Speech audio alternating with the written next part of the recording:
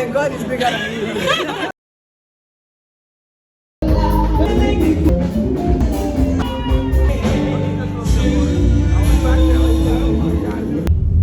Hi Independent Tribe, so I'm on my way to Ebony Life. The traffic isn't so much, so I'm believing that's like an hour 30-minute drive. I literally just said no traffic, only for me to just turn the camera around and then traffic. Lagos, can I even surprise somebody for once? Look at that glow.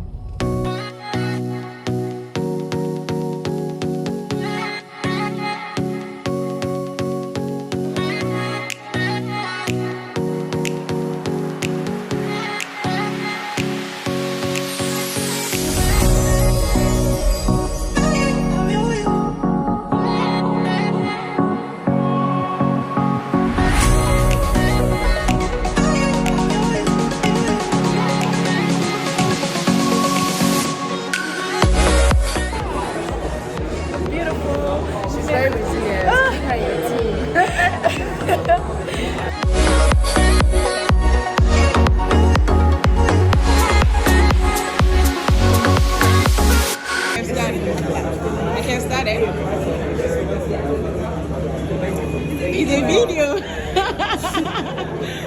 My God is bigger than you. Oh man, I love being in this room with so many amazing, powerful women. Can we give ourselves a round of applause? My name is Faith Onosaya, and I will be doing a spoken word piece titled Being Crowned Best in Multitasking, a Woman Who is an Embodiment of Strength and Resilience. An African power girl is a trailblazer, paving a way for others, leaving footprints in the sands of time. She does not forget those coming after her. And she is proud of where she comes from, unfazed by the narratives linked to her skin color. No, instead she wears it like a badge of honor. She does not forget her roots. And everywhere she goes, she glows and shows that truly she is a living, breathing, walking masterpiece, well aware of the greatness nestled within her, a warrior and an inspiration. Dear African power girl, what are you waiting for? It is time to step into your essence and to flex your superpowers, for the whole world awaits your manifestation. Thank you. Where did you pull all of that out from? Beautiful words, powerful words as well. First off, this is a gift from God. I'm grateful for the opportunity to inspire women that I look up to so much. To be in this room, it's overwhelming, honestly. I hope that this piece continues to inspire young girls to, you can be anything. No one can put a restraint to who you can be in life. Don't let society define you. Don't let what other people have to say about you define you. You can take a hold of your life and decide, this is who I want to be, and you can be that. Thank you very much. Applause going. Yes, ma'am, please come. Thank you so much, ma'am. Welcome the owner of world-renowned Nike Art Gallery, Chief Nike Davies to the stage with her daughter, Aina Davies as well. Keep the applause going. She's coming in with her beautiful, absolutely stunning regalia. Before it wasn't cool to wear as you wear now. We're all buying it. Everyone is so beautiful. Please tell me one color that doesn't look good on the black woman. Oh yeah, name one. Not one. It doesn't enter. Like it doesn't. How should I introduce you? Would you like to be chairwoman or chairperson? She said no. Chairman. So Mary, if you could just explain to us, what your response was when I asked you that question. Thank you so much. Thank you very much, and good evening to everyone. I want to really honor Lola Williams. Coming into this room this evening, I was touched. A voice for today, a voice for tomorrow, a voice for the female, but a voice for the greater Nigeria. I salute you. I'm going to the address. I don't care how anyone addresses me, but I'm okay with chairman. Being an artist as a female, you are not allowed. Even when they want to do exhibition, they will say no. Then I'm telling them, if you can do it, we can do better. And that is why I trained my daughter into the same job. I said, you will take over before I even go, so you can pass the knowledge to the younger generation, which she did. What was it about the idea of being married at 13 when a lot of other people were doing it that you rebelled against? What did it mean to you and why did you say no? We marry you off to a minister who can give me £5, only £5. So I will use that money to train you, to marry a wife to your brother. Then I said, my brother, do you need a wife now? This is a boy who is 3 years younger than me. My brother said, I don't want a wife, now job I need to. So I now tell my brother, I said, come, you know we don't have mother. I'm like a mother to you. I'm going to work and struggle and make sure you finish your education. Because I just finished education of primary 6. And I'm doing a model, washing clothes, mopping the floor. And he come to the Indian woman to take me. He took me to the minister. The minister looked at me and said, oh, in another 2 years, this one will be ready. Then I was thinking, ready for what? This is a man who has 4 wives already. So I just say, I want to go and pee. That is how I go through the bush and I run away. And I join the national theater. So I now become a theater person. So my father come to arrest the theater people. So they took me again back to the minister. So what gives me the courage is I know with hard work, you can become anything you want to be. What did it mean for you to be an administrator of such a high level? I watched an interview where you said you would get to your office at 7:30 in the morning, and sometimes you would have to, and you did that every single day so that your staff saw you as the first person in the office. And you were trying to set an example, but you also had children. How did you negotiate that? And what skill sets did you use to ensure that you had an overall peaceful home and also you were effective in your job? I've always believed in the act of balancing things. There are responsibilities that go with every role. You have a role as a wife. It has laid down responsibilities. You've got to map them out, you've got to understand, and you've got to make sure that you play the role. You have a role for your children. So your home setting is your first responsibility God gave to you.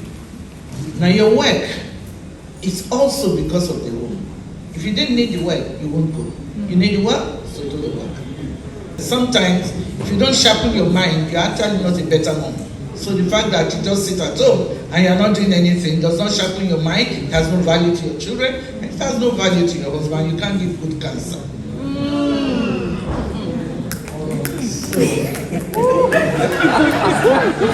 So you need to integrate everything. So integration is key. And integrating, you now need to look at what things can you cut out from your life for now. There is a time for everything. There's a time for sowing.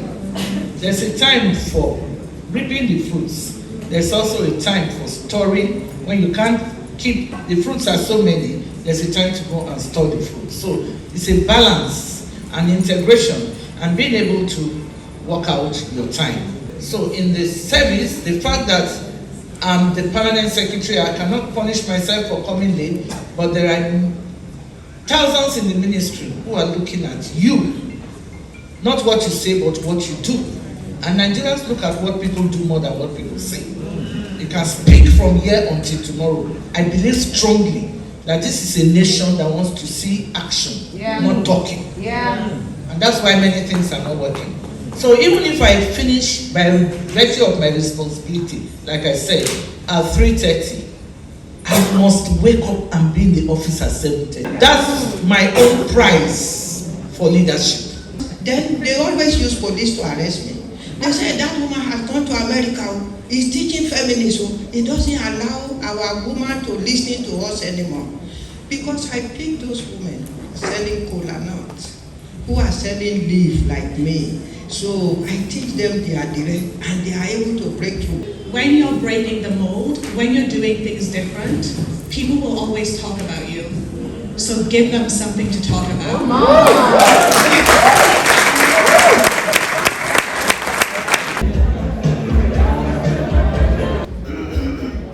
Thank you.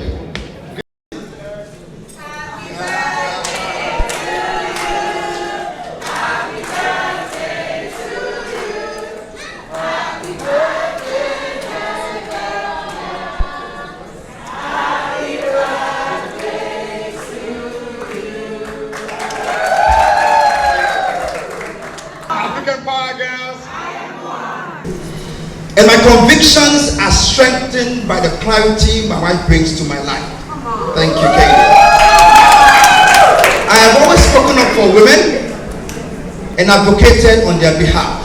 But where the world is going now is our daughters have to wake up to doors that tell them about black excellence, black greatness, black innovation. And so imagine walking into Tesco's or Walmart and seeing a door with gele and glasses. Who's that? Imagine buying Millicent Dankwa, buying Queen Idia for your daughters. Women prosper, Africa will prosper. And so you will do this with me that Africa may prosper. Can I hear you say that Africa may prosper?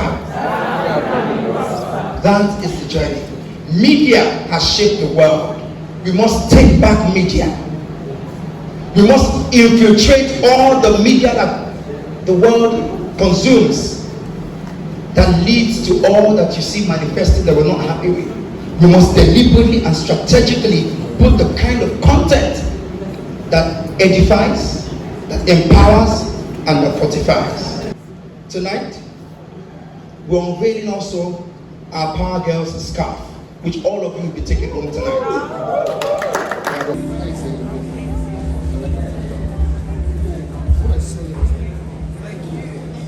All right. I hope that I'm speaking to some of the younger women in the room. No matter where we want to get to, we need to realize that there will be sacrifice. And there will be sacrifice every step of the way, in all seasons.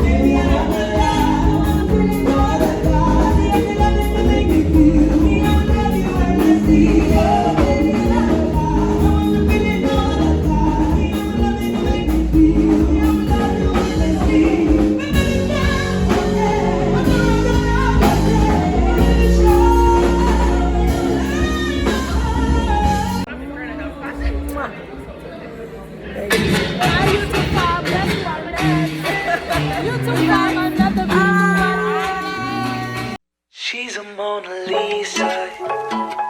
Everyone's lining up to see her. She's a Mona Lisa. Everyone's lining up to see her. There must be something about her features. You'll find her beauty goes much deeper once you get to meet her. You see her walking down the